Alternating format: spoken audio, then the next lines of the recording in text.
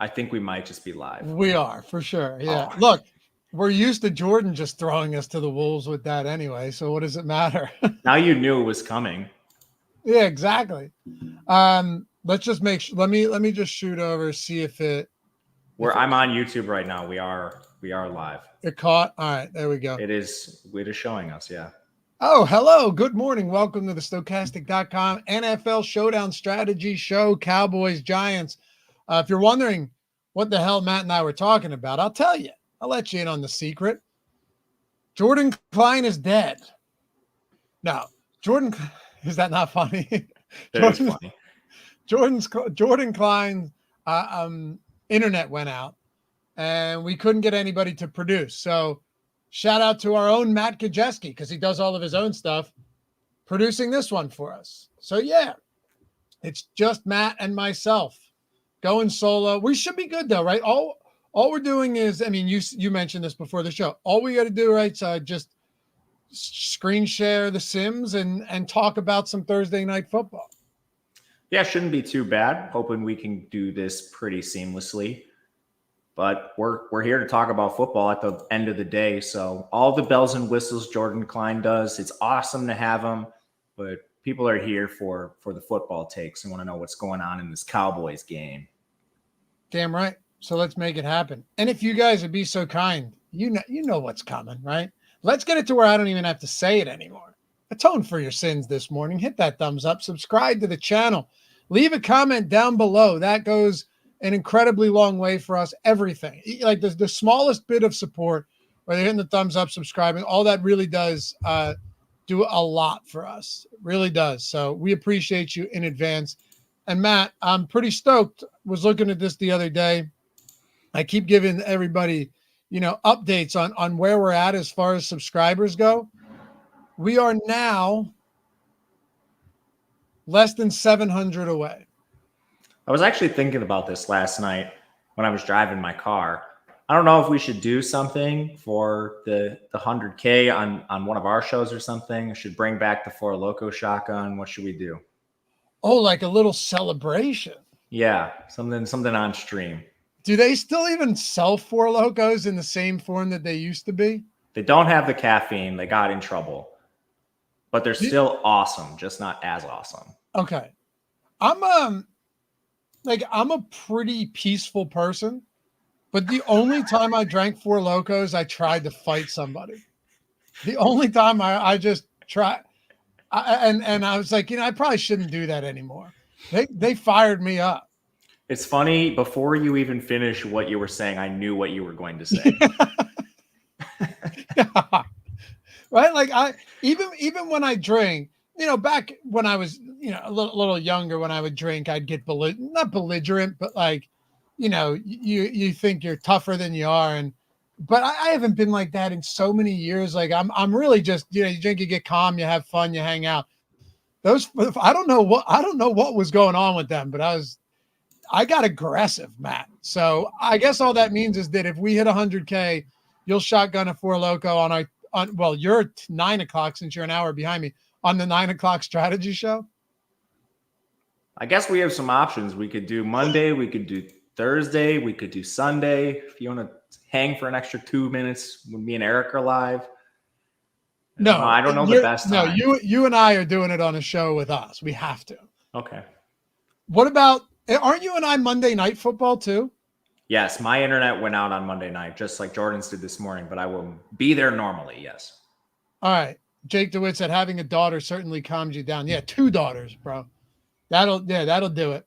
I don't drink close to what I used to. I don't want to be hungover anymore. That's what it is. I don't even know if you'd call that discipline. I guess you could. I guess you'd be like, the forethought of not wanting to be hungover makes you not drink as much. There's some responsibility there. But Matt, when we hit Monday Night Football, you could do the Four Loko. I'll do something that I promise will be worthwhile as well. It will involve alcohol. All right, man. We'll think of it and we'll come up. But hey, happy to have you guys here with us. And for those of you that already have subbed, like, we appreciate you. We're so close to getting there. But we're talking Cowboys and Giants today. This was 4.5, Matt. Now it's at 6 in some spots. I want to kind of lay the foundation and see where you're at, right? Just out of the gate before we get to the plays. Because I just did a betting video on this over on the Odd Shopper channel. I do, I give a side, I give some props. There is a ladder play in there and a touchdown. And the way I looked at this was like, all right. So in week 1, Dallas smokes Cleveland, right? They pressured Deshaun Watson 24 times, like 45% of dropbacks. He was 5 for 15 for 20 yards under pressure, took 6 sacks in that game. And then in weeks 2 and 3, and by the way, the Giants followed the same game plan last week against Deshaun Watson in a banged up O-line. But then in weeks 2 and 3, Dallas gives up over 460 rushing yards to the Ravens and the Saints. How do you neutralize their pass rush? You just simply you simply make it so they don't have to throw the ball. 31 combined pass attempts for Derek Carr and Lamar Jackson in weeks 2 and 3. But then I go, all right, well, they can protect Dak. They have one of the best pass blocking lines so far in football. And if you can protect Dak, you neutralize the only functioning part of this Giants defense, which is their pass rush. And they're what's that? I was going to say they're even more hurt in the secondary. Right.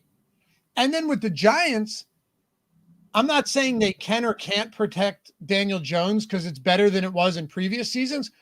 But the advantage in the trenches, you would agree, goes to, at least from a pass rush standpoint and a protection standpoint, goes to Dallas. So then the biggest question, and I'll throw it over to you after this, the biggest protection now is, can Dallas have even a modicum of competence in the run defense game? Can they stop the run in Singletary enough to where the time of possession isn't 40 minutes to 20? Because if that's the case, I see Dallas having a good game. If not, it's another result of week 2 or week 3. I don't know the answer to this. Me neither. Me neither. Because what good offensive line have they faced? Do you think any of their opponents have a quality like Cleveland? They do, but they're all hurt. And they've been hurt. Like Jedrick Wills and Conklin missed the first 2 games. Then Wills came back and got hurt, and Miles Teller got hurt in the same game. I don't think the Saints have a great offensive line. They lost Ramczyk before the season. They've been able to maximize the players they do have, and Fuaga's been pretty good for them, but that's still not a quality offensive line. Definitely not towards the top half of the league. And the Ravens, the biggest concern was their offensive line after they lost multiple starters from last year's unit. So I don't think this is, you see the Giants O-line and no one's really trying to write home about that unit. Or what offensive line are you writing home about that Dallas has faced so far? Right. So I do think they have success running. It's just, can Dallas do enough on the other side of the ball?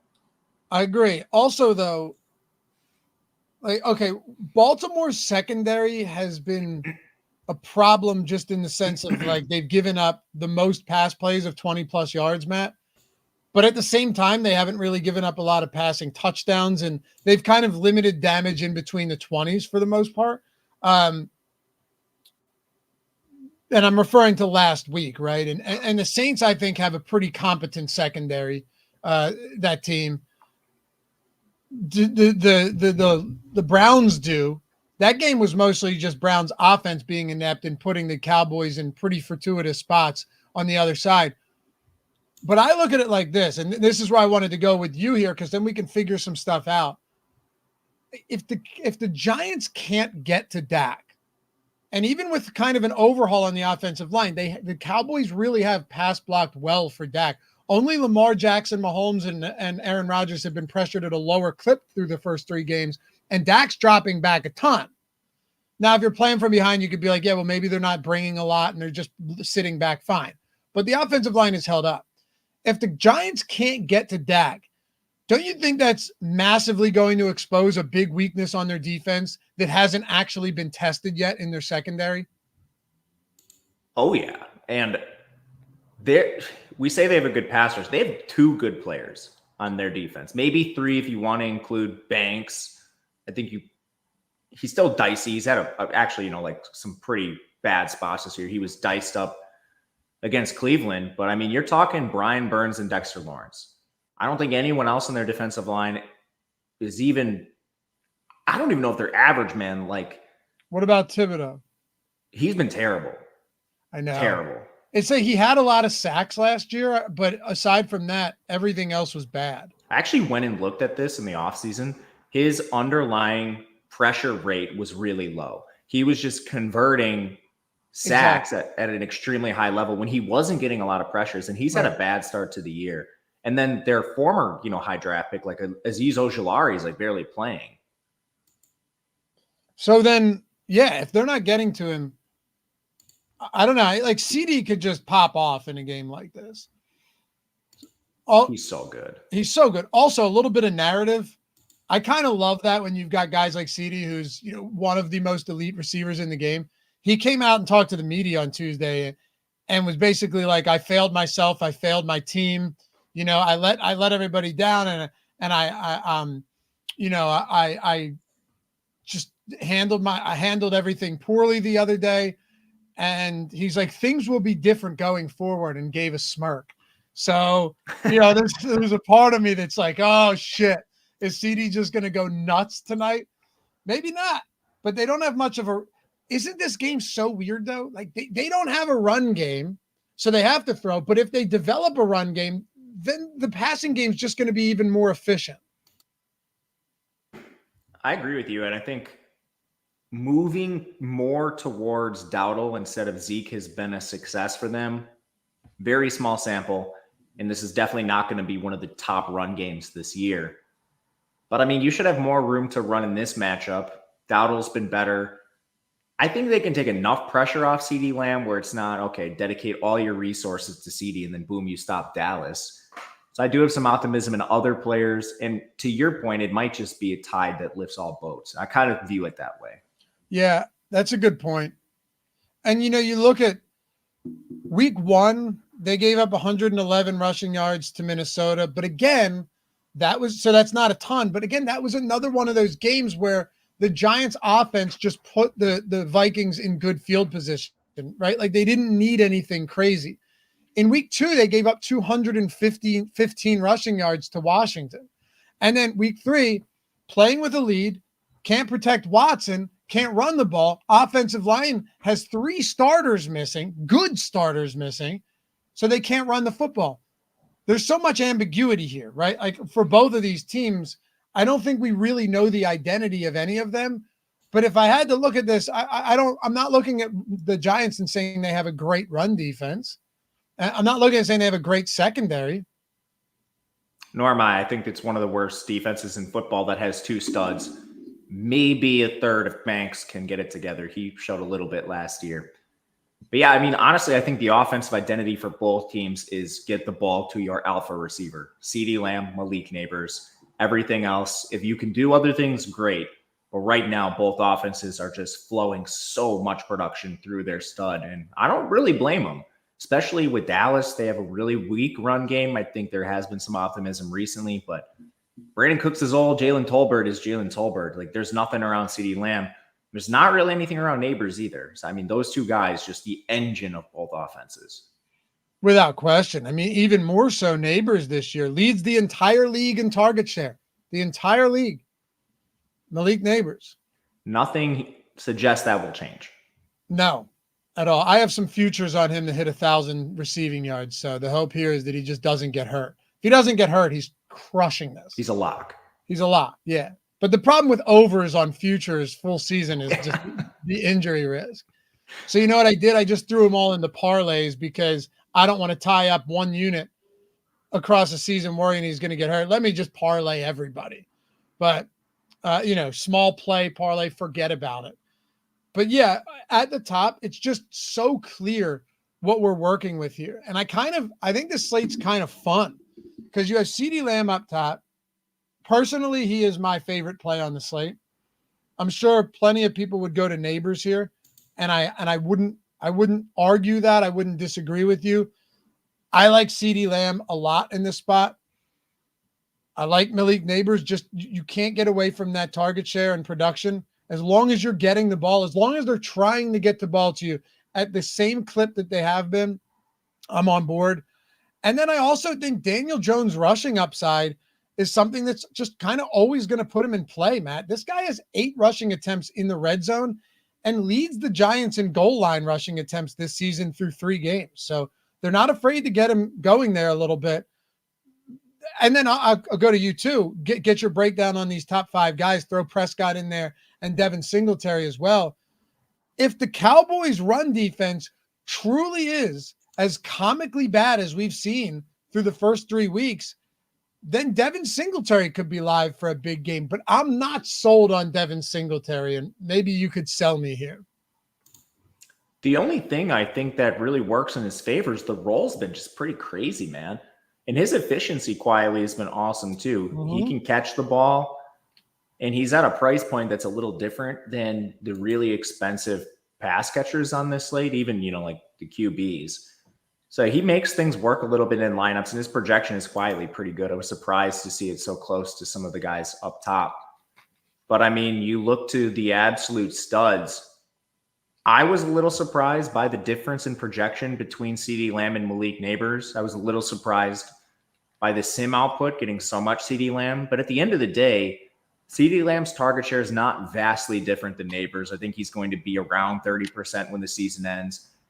And then this team is projected to score so many more points. They're nearly a touchdown favorite now. I know it's met some resistance at 6 and maybe it dips down a little bit, but wherever it closes, you're not going to see this get within 3. The projection difference, a lot of it is just expected points, man. Like the Dallas Cowboys are expected to score a lot more points tonight than the New York Giants. So I do think with the price difference being minimal, it's just $1,000 on DraftKings. There's a lot of reasons to get to CeeDee Lamb, and the ownership is not different enough where I'm going to make that pivot down. And you can play them both. It's not hard. I built a lot of lineups before the show. There are cheap guys. We'll get to them. But in a lot of lineups, you don't have to decide between them unless it's a captain decision. I'm with you. It's coming down to just expected points for sure. It has to be, right? Because, looking at, let me pull some props up here real quick.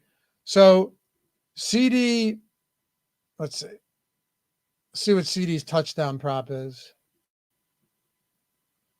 Wow. What is it, like minus 200? What is it? DraftKings has him at minus 155. Oh, that's pretty crazy, man. For a wide receiver, that's pretty wild. Yeah, that's nuts. Right? All right, I was thinking he'd be around like plus 110, even money or something like that. So CD and then minus 130 on FanDuel. That's a little bit more realistic here. Let's see what Neighbors is.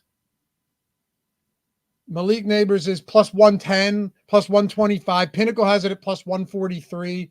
So touchdown equity there looks better for CeeDee Lamb. Receiving yards.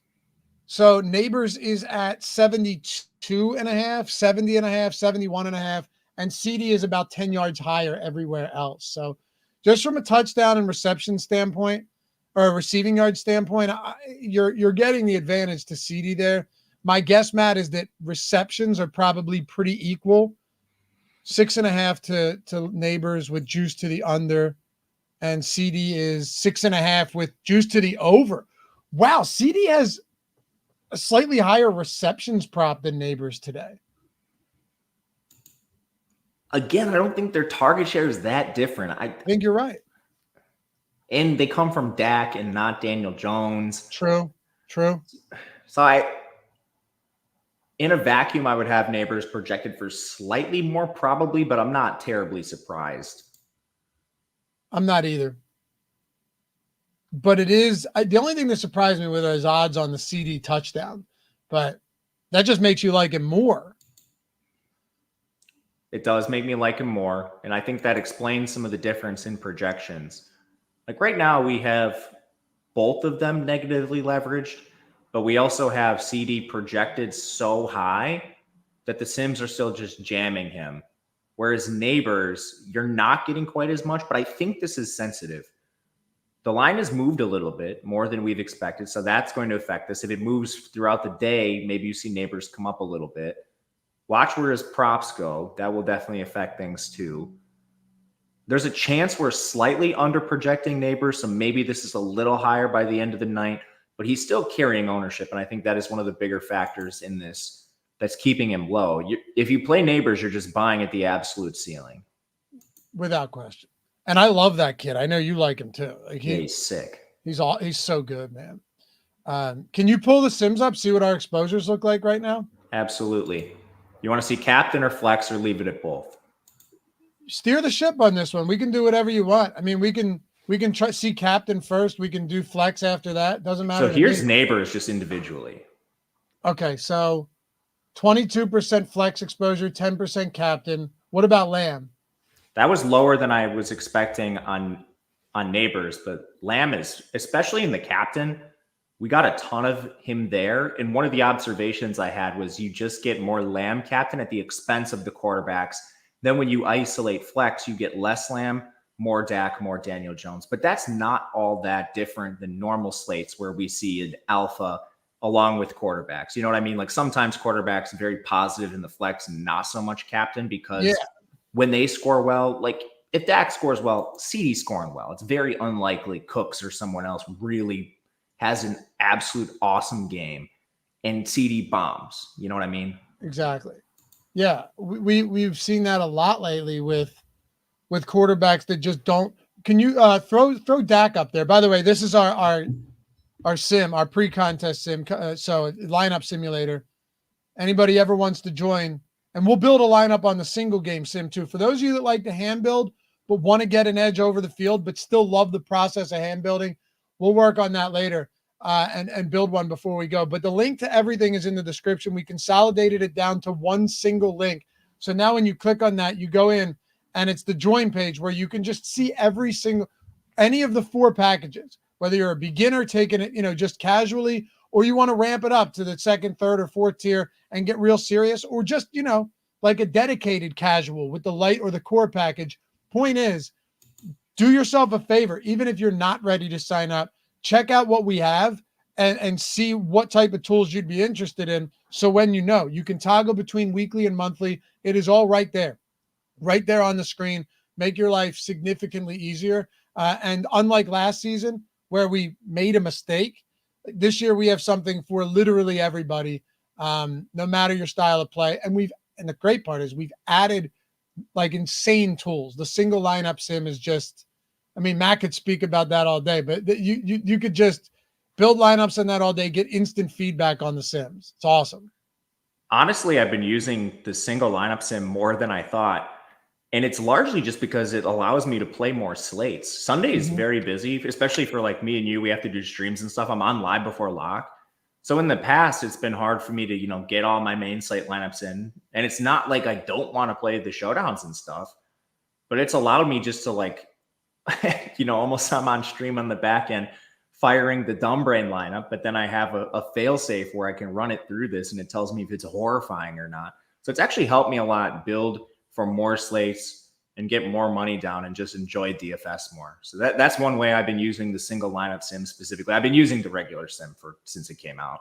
That's been awesome. The regular sim was a game changer, but Drew asked, is it available in mobile? Yeah, I used a single lineup sim on my phone.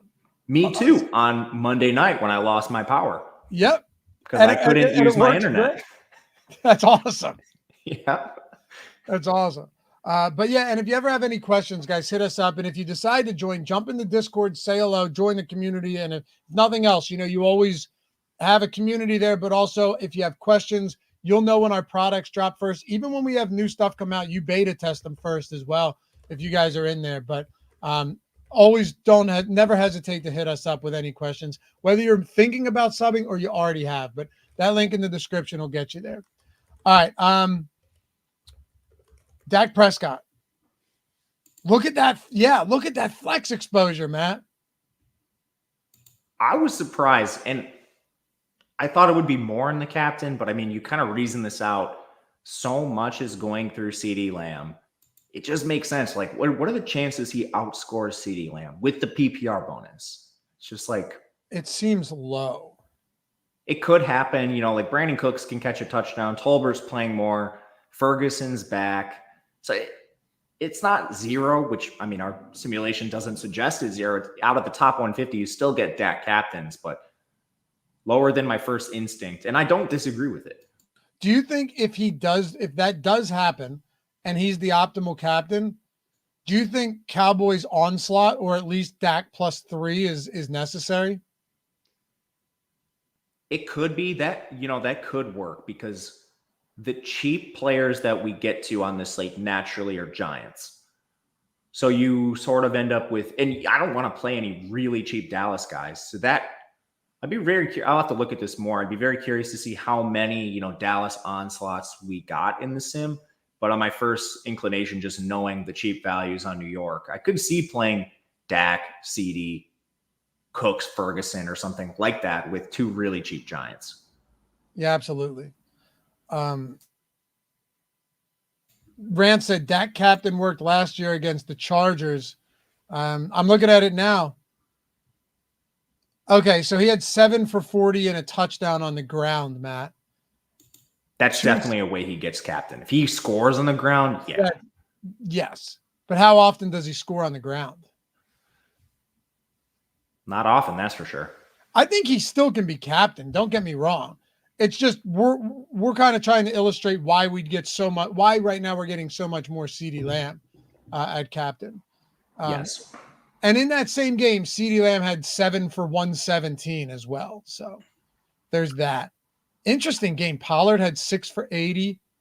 But again, this speaks to your point. Nobody else had more than 36 receiving yards. Cooks had 36. Gallup had 24. Ferguson had 15.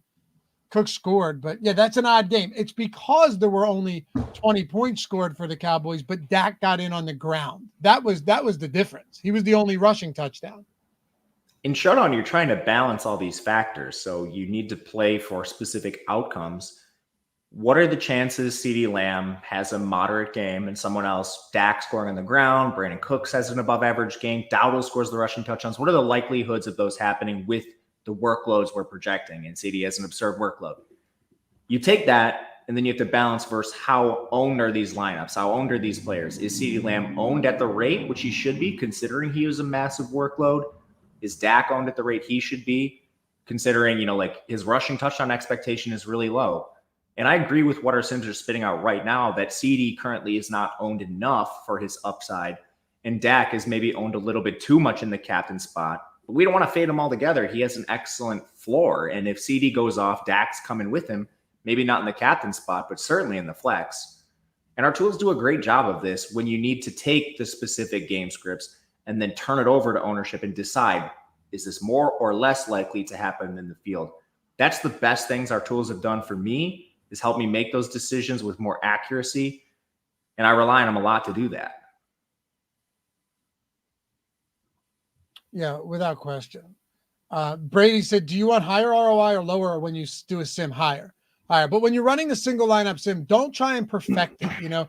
If you build a lineup you like and you're getting a positive ROI, say it's 40%, you can make a tweak, try and get it higher. But if not, it's still like the difference between 100 and 200% isn't really as much as you would think, right? So it's still a great lineup. Keep that in mind. Don't try and, don't try and go crazy, or don't feel like you need to.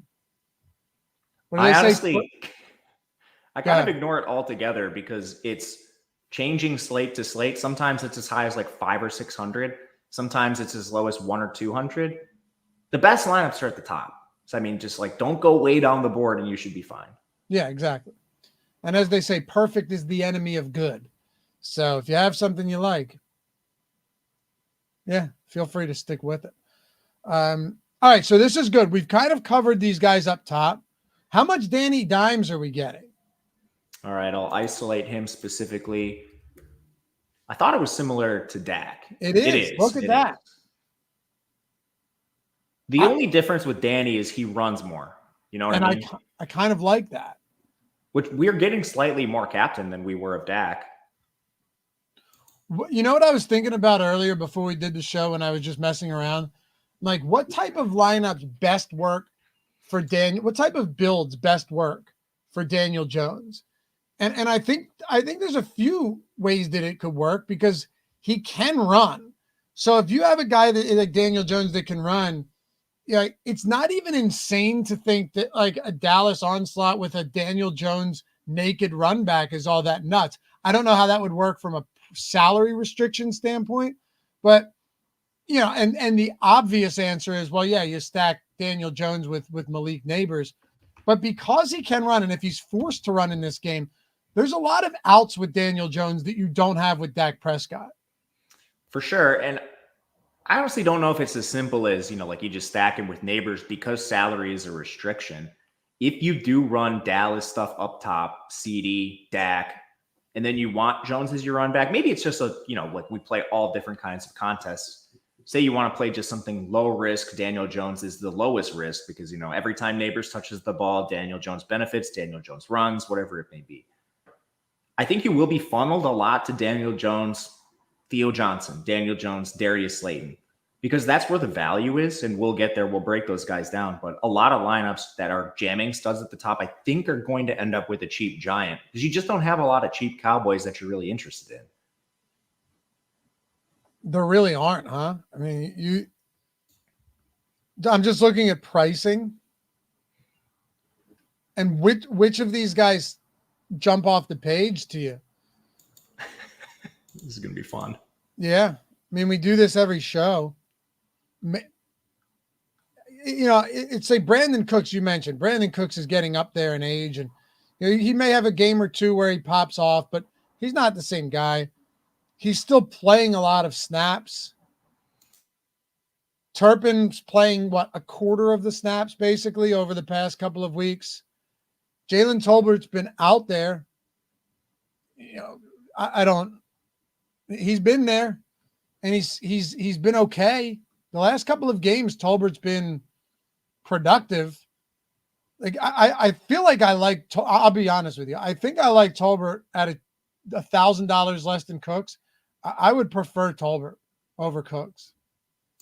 I don't disagree because you can use that $1,000. Yeah. The big disagreement I have is why is he 5,800? You know what I mean? And then Ferguson, despite having injury earlier this year, he's $7K. You don't have a discount on any Cowboys contributor. Even like Ezekiel Elliott versus Dowdle, they're both priced up there. Who's the cheapest Cowboy that you're comfortable putting into lineups? For me, it might be their defense or Brandon Aubrey, who's the best kicker in the NFL. But I don't know if there's a single player below 5K that you feel is decent. For large field and stuff, you can always sprinkle the guys that see single-digit snaps. Turpin, maybe Cook plays a little more, Brooks, Vaughn. But for any sort of mid-size, low-stakes, small field, certainly, I don't think I'm playing anyone below Brandon Aubrey. Brandon Aubrey is insane. He's a wagon. Notre Dame guy. What did he hit? A 65-yarder last week?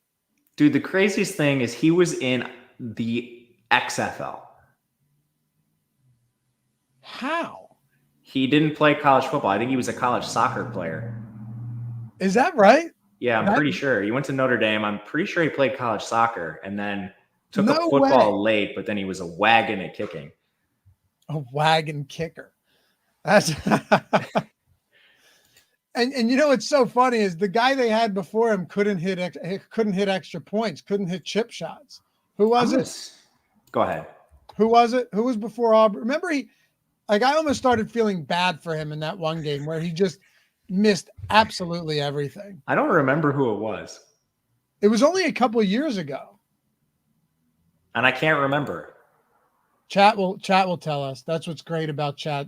This will come in a sec. Yes, Brett Maher. Maher.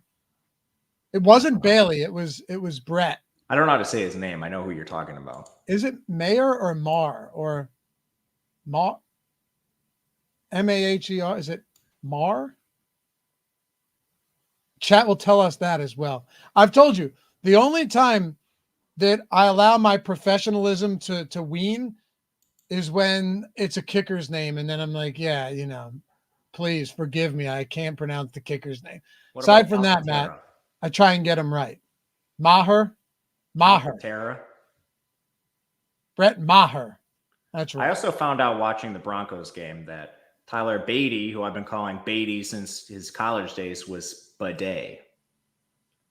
Oh, like the thing that blows water up your ass on the toilet? Yeah. Okay. That's what the announcers were saying, at least. Interesting. Yeah, Aubrey's always I tell you, it's funny you mentioned the total price and these guys, like even Cooks and Ferguson. I would argue that Aubrey's underpriced. I would agree with you too. I don't want to captain him here, but I like him. I agree with you 100%. I'm just trying, like, I'm down at the bottom, trying, like, going, okay, where is their value? Can we agree that there's nothing at the bare minimum? We can. Nothing I would want to play with significance. What about, okay, so then let's get dirty here. Okay. All right. I mean, we have to, right? We have to. No stone unturned. Yeah, that's right, brother. So you have Hunter Lipke. He's a fullback, and now you might get Dalvin Cook. Yeah. That was the thing about him last week. I think people are looking at the snap share and just assuming like, oh yeah, this guy can get it done. I'm highly skeptical that he sees even a single opportunity this week. Mind you, they were playing with a huge deficit last week. Then you have Luke Schoonmaker. What about him? He might play like 2 offensive snaps if Ferguson's back at his normal snap share. I know. So that's very risky to me too. These guys are literally all Millie Maker style plays, like the largest of fields. I don't think there's anyone out here that's even remotely close to reliable. I don't think Deuce Vaughn is reliable. Jalen Brooks is playing. He's probably the best. And he played 13 snaps last week. Maybe I'm being too low on Schoonmaker. What do you think the chances are that they've maybe played more 12 with Giants being a decent pass rush? They didn't play 12 in their last game. I think it was just Ferguson being eased into action. It's a possibility. I don't think it's likely. I'm not sure they need to. Agreed. I'm not necessarily sure they're going to need to in a spot like this. We'll see. But I don't think they're going to need to go more 12. Maybe they do. And if they do, but even so, if that's the case, wouldn't he just be blocking more? Yep. What about Deuce Vaughn? The little diminutive fella in the backfield. So he played 5 snaps. It was his lowest by far. I don't know, man. I don't like it. I think Dowdle appears to be taking over. And when he's not in there, I still think it's going to be Zeke. And who knows with this Dalvin Cook stuff. Yeah. I'm looking at some of these things and so Rico Dowdle and Ezekiel Elliott. Sometimes I like looking at yards before contact per attempt. And because it gives you an idea, like, are they getting blocked? Dowdle and Zeke are right around 2 yards. It's towards the bottom of the league. It's pretty bad. But Zeke just kind of seems, and it's not like he's gotten much help. Don't get me wrong. But Zeke kind of feels washed. Like it feels like he's at the end of the road. The guy has so much, just an incredible amount of mileage on him that you would think eventually, to your point, Dowdle has to start getting more work. If that's your lean, if that's your read, and you think that, we start to see Dowdle progressively getting more opportunities, then this would be the spot to go there. What's the ownership and what's our exposure look to both of these guys in the Sims right now? Dowdle is pretty healthy, a little bit more than I thought, but I think it's kind of a salary point. You don't get a ton in captain, but you get a little bit. It's 8% exposure captain, 39% flex. Ezekiel Elliott has no captain, 12% flex, which is, I think it makes sense given the split we saw last week. Yeah, I'm with you. And so we're a lot higher on Zeke today. The field ownership, with that exposure, we would be more than 2x the field on ownership at captain or for exposure at captain, because we only have Dowdle 3% captain ownership, but we have him 25% in the utility. So right now, we'd be getting pretty healthily over the field on Rico Dowdle. I have no issues with that, actually. Me neither. And it's kind of just because we have limited options. Like you start running through the players, people are clicking. It's like, all right, Neighbor, CD, both QBs, Singletary. Who else do you want to click? Right. So if you click Dowdle, you probably are foregoing one of them at least. He has a reasonable role that seems to be increasing. And that's one other thing, is there is some uncertainty here. Perhaps it gets better and he's underprojected. We don't know. He's a guy I would maybe consider giving a boost to if you think that's the case. Or if you think it's not the case, you could give Zeke a slight boost at the expense of Dowdle. It's very possible that after tonight, you and I, you go back and revisit this and go, yeah, $6,400 Dowdle was too cheap. It very well could be. And there's not a lot of guys, especially on Dallas. There's almost no one on Dallas you can say that about. Right. There isn't. I mean, I think CeeDee Lamb's reasonably priced, but there's nobody that's a good discount at all. So Dowdle looks good. All 4-1-1 for all says divisional matchups are always tough, especially Cowboys-Giants. I like Zeke to get 10, 15 carries. I don't know. Also, this has not been a tough matchup recently. Dak Prescott has won 12 straight games against the New York Giants, and only 2 of them have been by less than a touchdown. They've smoked this Giants team with Dak under center since 20. The only 2 times he's ever lost to the Giants were as a rookie in 2016. It's pretty crazy. I did not know that. That is wild. That's an incredible record for anyone against anyone. It's incredible, man. That's why when I do these betting videos, I'm always looking for stuff. I say, oh, wow, that's nuts. He hasn't lost since 2016. There was a game that fun betting videos. What's that? You get to do the fun betting videos. I was up doing Army versus Temple. Oh, stop, dude. You love that shit. You're not wrong. You love that. You would much rather do Army versus Temple than Cowboys versus Giants from a betting angle. The truth is, I wish I could do both and just had more time in my day. It's impossible, man.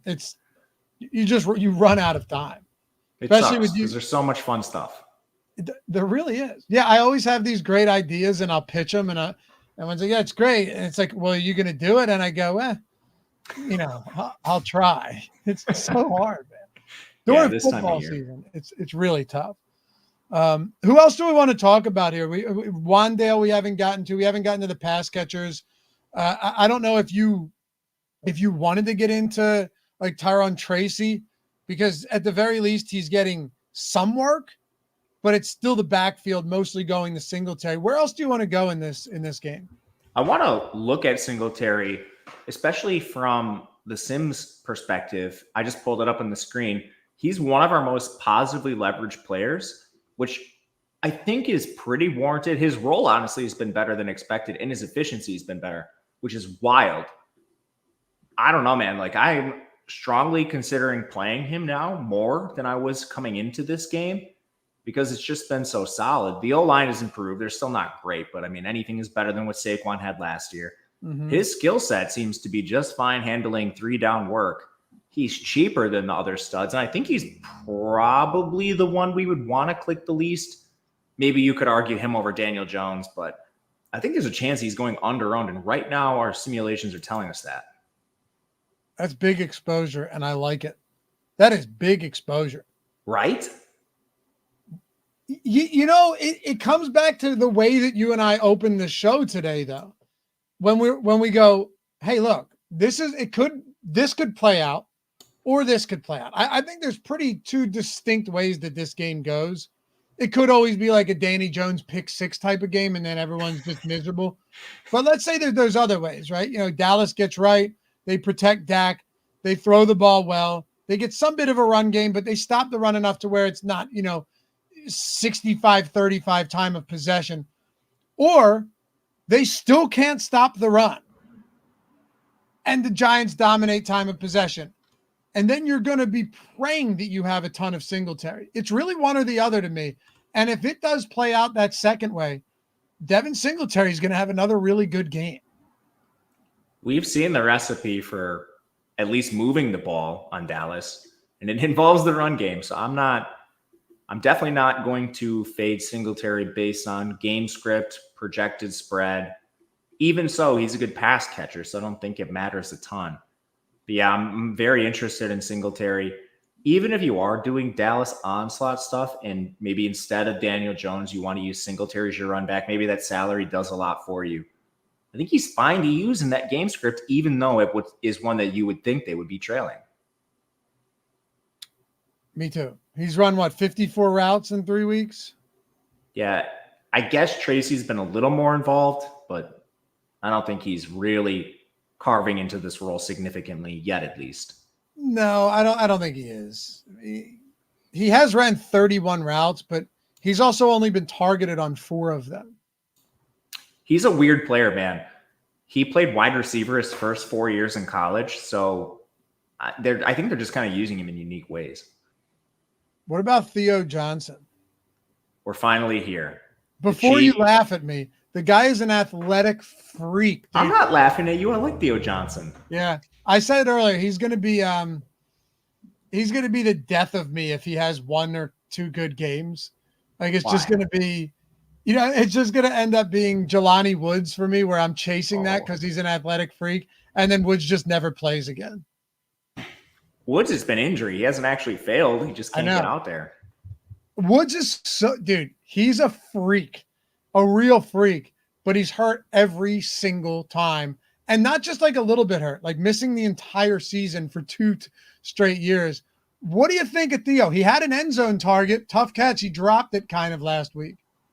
I think he's awesome, partially because his price. I mean, when we were talking about the stone cheap Giants you want to play that allow you to play Neighbors, Lamb, Dak, Theo Johnson's right there. He's so cheap. I'm going to pull him up right now in the Sims. I imagine the flex is pretty good. I'm actually surprised it's lower than I thought. Maybe that's because of some of the other cheap Giants receivers. There's more than one. But anyway, he's on the field like almost every single play. I do like him as an athlete. He's a rookie, man. So, I mean, I think it's only going to get better for him with time catching the ball. I don't think Bellinger is going to significantly cut into this at any point this season. He's a blocker. I like Theo Johnson a lot. I'm not going to push back on you. You know what my only concern is here? Is this the week we see more Daniel Bellinger because he's an elite pass blocker and Theo Johnson is not against this Dallas pass rush? They've played a lot of 12. I don't think them playing a lot is necessarily going to sap the route running from Theo Johnson because they don't really have a wide receiver too. But Bellinger, Manhertz, these guys are already on the field blocking a lot. Like last week, Manhertz 27 snaps, Bellinger 26. Theo Johnson still had 57, and he was on the field for 33 of the dropbacks. So I don't know, man. I think, honestly, they might just be getting some of these dusty guys off the field. And Slayton's questionable tonight. I do think he plays, but, man. Yeah. I still like Theo. And plus, even if they do play him a little bit less, he's at, 2,800? What's his price? 2,400? Does it really matter? No, it doesn't. It doesn't. Hoosier said Theo got a 993 relative athletic score. No, I know. I'm telling you, from an athleticism standpoint, I think he's like if you go on Player Profiler where he ranks, Matt, among the position and everywhere, it's like just at the top everywhere. But that doesn't always translate into production. So he's just one of those intriguing guys to me, but I'm not sitting here being like, well, that definitely means he's going to be good. No, it doesn't. But at that price point with no value, no real good value on this slate, and you pointed it out, the amount of he's on the field 80+% of the time, I'm there. I'm with you. I'm going to be playing a lot of him just because what are your alternatives? I mean, you could go to Darius Slayton. He's 3,200. He's coming into tonight with a thumb. I think he plays. If he doesn't for whatever reason, then I would have a lot more interest in a Hyatt who's 600. But right now, if Slayton plays, Hyatt's been essentially non-existent. He only played 10 snaps last week. And then they don't really run a lot of other receivers because they are using 12. The problem is when they're in 12, it's Manhertz and Bellinger blocking. It's not another receiving tight end. That is Theo Johnson. So that's kind of why I like him the most. I have questions with Slayton's health. If Slayton's out there, it sort of cannibalizes Hyatt and other options you want to get to. Otherwise, I mean, down here in the depths, it's kind of just Tracy. And does Tracy even play enough to really use? I prefer I prefer Theo Johnson straight up over Tyron Tracy right now. Me too. You want to hear something crazy? Daniel Jones has attempted 9 deep balls this year. 8 of them went to Neighbors. It's crazy, but I mean, who else would you throw too deep? Well, that's kind of what I'm getting at, is that the only time Jalen Hyatt is ever going to get a target, it's probably just going to be a chuck it downfield. Like, he's the other guy that has one attempt. Last year, you saw some of it. The connection between him and Jones and him and anyone has been terrible. But if your thought process is like, okay, you know what, maybe Jalen Hyatt, I'm saying if Slayton's out, maybe Jalen Hyatt gets a couple deep opportunities downfield, I'd be at the very least willing to entertain that because he's $600. So just the caveat that if Darius Slayton ends up not playing, there is a potential that you see 1 or 2 deep balls for Jalen Hyatt, and on a single game showdown slate, those are valuable even if they don't connect. Absolutely. Slayton's been bad, man. And maybe it's the injury. Maybe it's just they don't need to use him a lot anymore, but I don't know. I don't have a lot of faith in Slayton right now, especially with so much being soaked up through Malik Neighbors. I understand why we're projecting him where we are, but I mean, the guy has 10 targets this year. 10. Theo Johnson is 7. We have a decent projection gap, and I just pulled Slayton up for our tools. We're getting more of him by a decent amount, surprisingly. I don't know if I really buy this. This might be one of the few spots I come in with some sort of manual update. Honestly, like looking at the target shares right now, I'm a little surprised. Wandale's also at nearly 25. I was just going to mention that. Fuck it, Matt, I'm going to say it. This might be the most concentrated offense in the league right now from a passing game perspective. How bad is Wandale's like ADOT and stuff where he's projecting so poorly at these targets? I know. He has the hell? He has 123 yards on 24 targets. His air yards at 15%. His ADOT is 4.3. Yeah, I know. 4.3. He's like a running back. What's his yards per reception? I don't know. Let me see. He's 15 catches and 123 yards. Okay. Yeah. I mean, he's still viable from a PPR standpoint, but he's not expensive, so I don't hate him. We're not getting any captain, which kind of makes sense. Like, he does have 5 red zone targets. But you know what the funny thing is about a guy like Wandale? Usually when you see this, you go, hey, man, a guy like this, just absolutely dominant after the catch. But he's not. I don't know, man. He's hard for me. I loved him in college. He had the ACL. He's now another year removed from that. He's just been bad, man. I don't know what to say. But on a day like today, it might not matter if he's getting opportunities. Okay. 38% target share for Neighbors on the year. You mentioned it. Around 25% for Robinson. 63% of Daniel Jones' targets have gone to 2 players. I have a way that's maybe more interesting to frame this. Let's hear it. Would you rather play Wandale Robinson at 4,800 or Jalen Tolbert at 58? Actually, definitely, it's not even hard for me. Tolbert. Really? I think so. Yeah. Okay. I don't have a strong pushback. I was just very, very curious. I'll tell you why though, real quick. The only reason for this is because I think Tolbert's probably sooner than later, or maybe already, the wide receiver 2 on that team. Really? Cooks is cooked?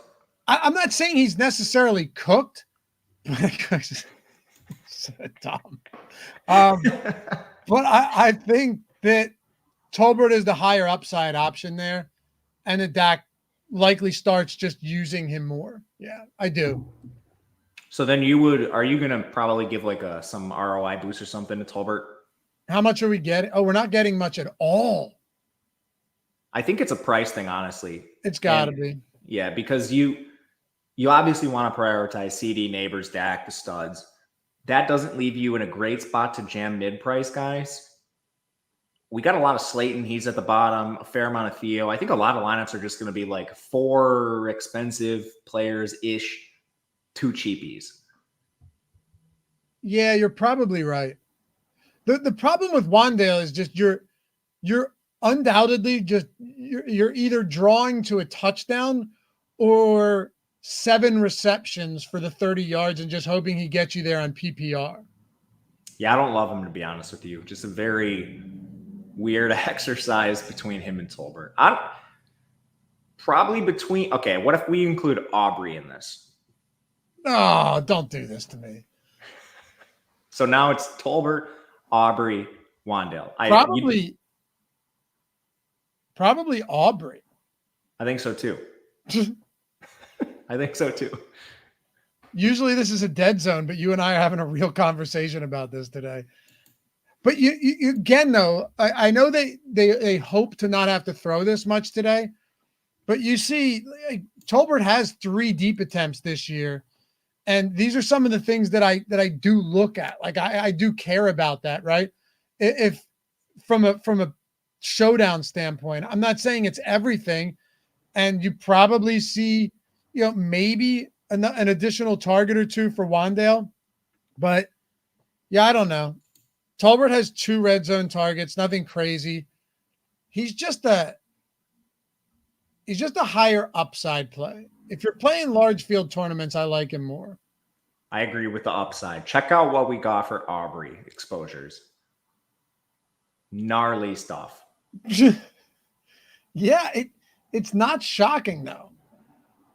It's not shocking to me either. And another reason why I think this projects so well is kickers typically are under-owned just in a vacuum. People don't, I used to be like this, don't like clicking kickers. Greg Joseph is also reasonably owned here too. I get it. It could just be one of those games for sure. What about defenses? What's our exposure look like on defenses? I believe it was a pretty good amount of Dallas. Where is it? Cowboys. Yeah, not surprised with the Cowboys, especially in the flex, going up against Daniel Jones. Yeah. Giants, let's see. Reasonable with the Giants, too. I mean, they have a good pass rush. They're cheap. Maybe with the Giants, the biggest thing is just the 3,600. Just dirt cheap, no value on the slate. Yeah. Yeah, it's Slate and Theo Johnson, or Giants are going up to a kicker. Yep. Yeah, it'll. If Slayton misses, then Jalen Hyatt gets a little bit of ownership. For sure. Hyatt would he be your favorite value if that happens? It would be disgusting, but I think you're probably yes. Right? He's 600. He's $600. And like I said, Daniel Jones probably does wind up once or twice and try and hit him downfield. The likelihood that it connects is very low. But he would be the next guy in line for sure. For sure. I agree. Anything else before we build a lineup and get out of here? I don't think so. Kind of a fun game. I'm excited, man. I can't wait. Gonna have double screens, have this game on, have Temple versus Army. It's gonna be a night. Temple Army. And if you guys could be so kind, hit that thumbs up. Are we above 100 yet? 184. Shit. All right. Appreciate you. I mean, we got 700 watching with us right now. And as always, if you aren't rocking the Stochastic avatar yet, get it in before tonight. Get it in before tonight. Stochastic.com/HOF. Matt, how hard is it to pull that page up right now? Stochastic.com/HOF. Let me see. I just want people to see. You just go there, download one of those 6 beautiful avatars, use it wherever it is you play, and then finish top 3 in a field of 5,000 or more. There you go. Beautiful. Yeah, perfect. Finish top 3 in a field of 5,000 or more. Doesn't matter if your entry fee is 10 cents or $100. You just tweet your wins to us. It's Stochastic HOF. All the rules are right there. It's actually really simple. Really simple. Get a free, and you can win multiple times in a calendar year. We totally revamped it. So first win, get the bronze tier, $200. Matt, you can actually scroll down to the tiers too. $200 value, Sims Max for NFL or any sport you want.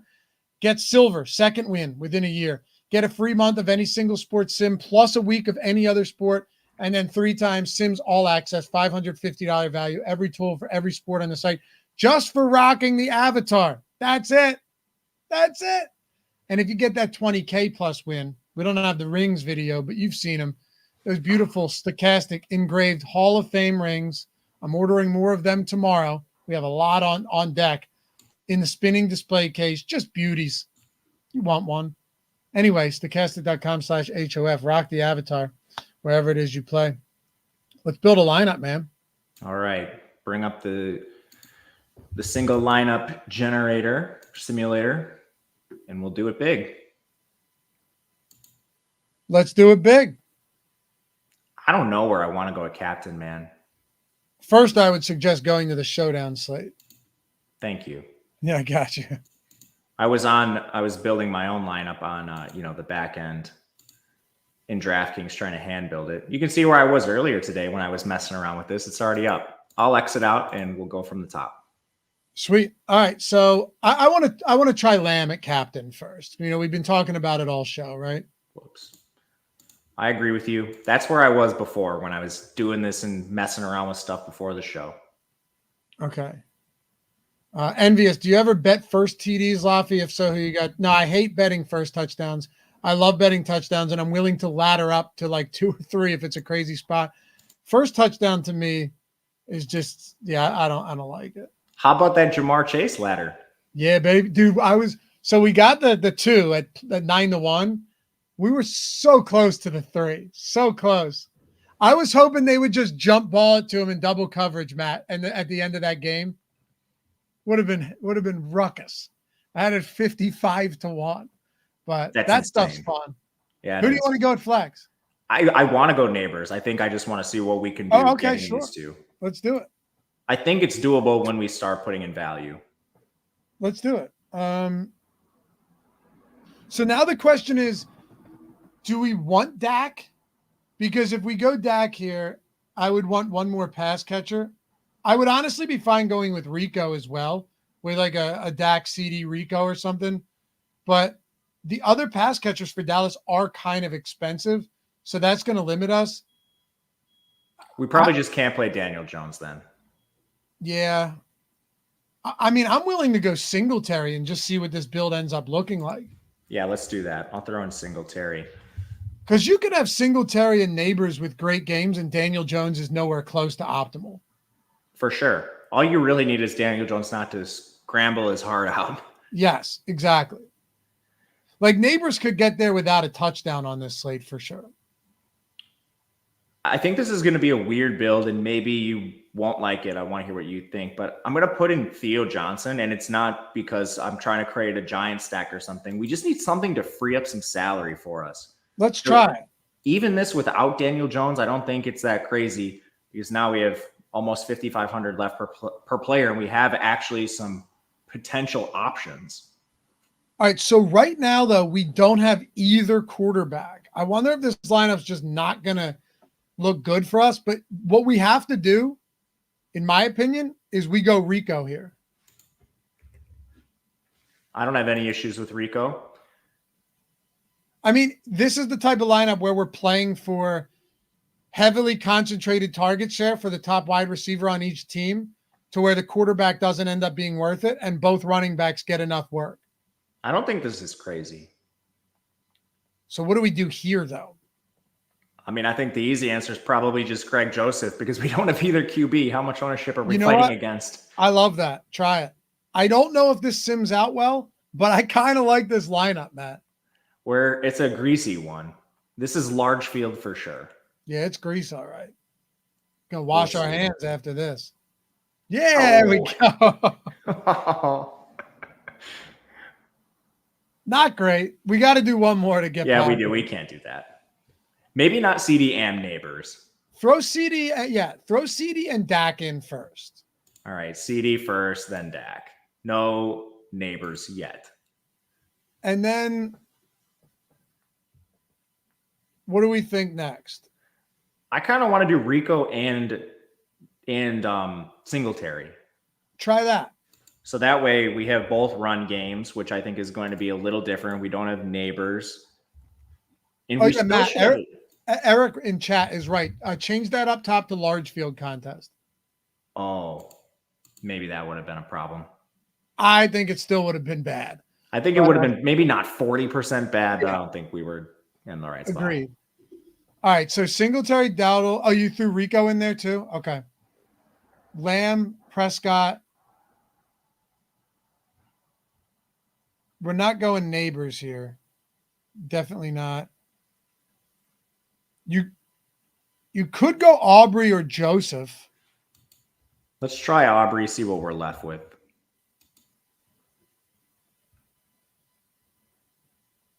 Joseph probably gives us a better last option. See if he gives us anything good. All right, Greg Joseph. We can get to Theo. And you can get to Tyron Tracy. All right.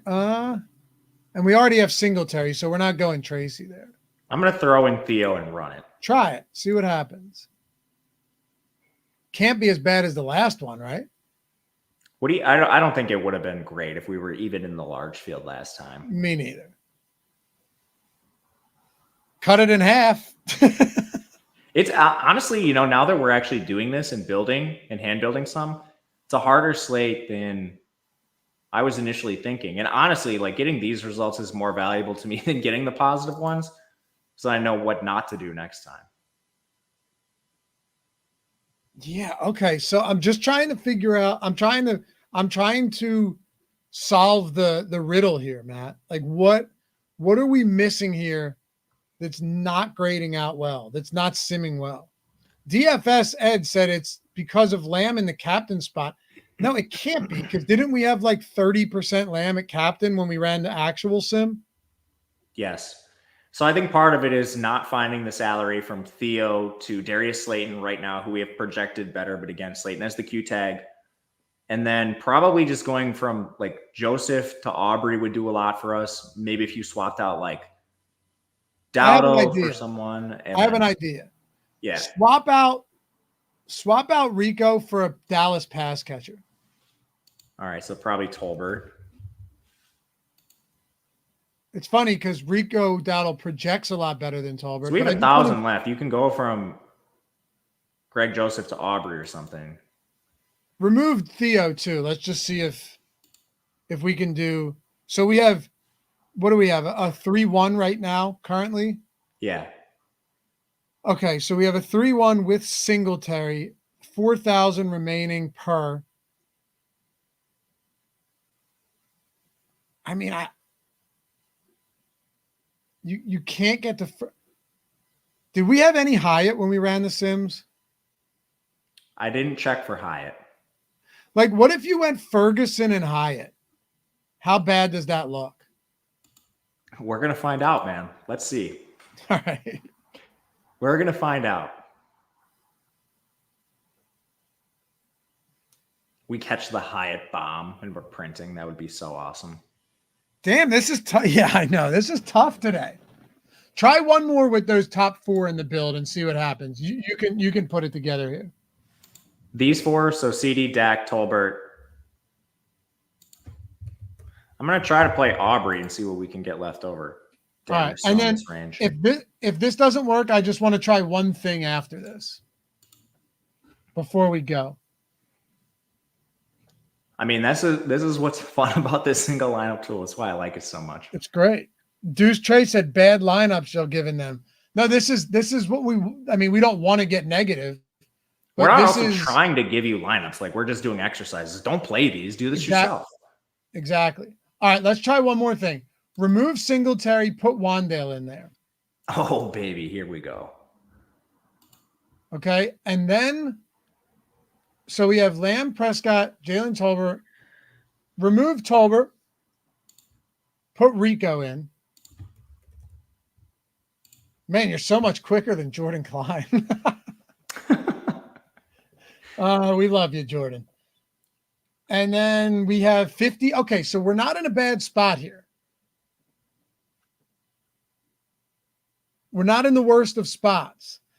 We could go What if we were to go? Are there any other, like, could you put Ferguson in? Now we have 37. Who do you want? I think part of the reason why we've been lower and what we've been grading out is we've been playing Theo over Slayton, and we have a pretty decent gap between them in projection right now in favor of Slayton. Throw Slayton in. Like, look at this. Even the value, 1.85 to 1.43. Now, I don't know if this will look good because it's 2 wide receivers for the Giants without Daniel Jones. But again, just testing the waters here.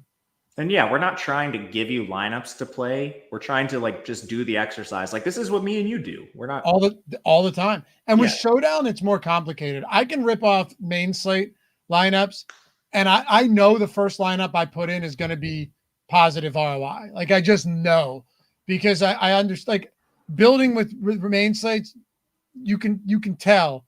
Doesn't mean you're going to nail it the first time, but you have a good idea. With Showdowns, Matt, it's tough because it's not just about how they project, but it's also just the ownership and the amount of dupes that are coming in on some of these.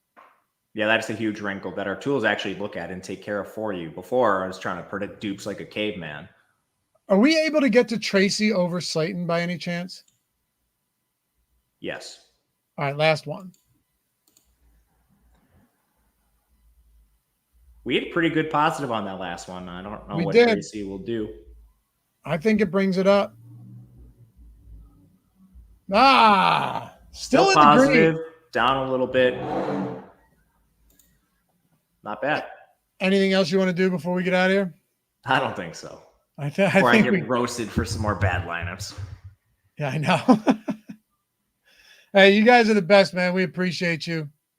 Hit that thumbs up, subscribe before you go. Leave a comment. I read them all. I do. Try at least. And follow Matt at Matt_Gajewski on Twitter. That's it, right? I think so. Thank you guys for being here. Laffy_D for me over on the X. Fun show, man. Good job behind the controls. That was smooth. That was seamless. Thanks, man. Only messed up a couple times. Nah, I'd say we did quite well. Thanks, guys. Great stuff. We'll see you back here tonight, live before lock, and MLB live before lock prior to that as well. Have a great rest of the day.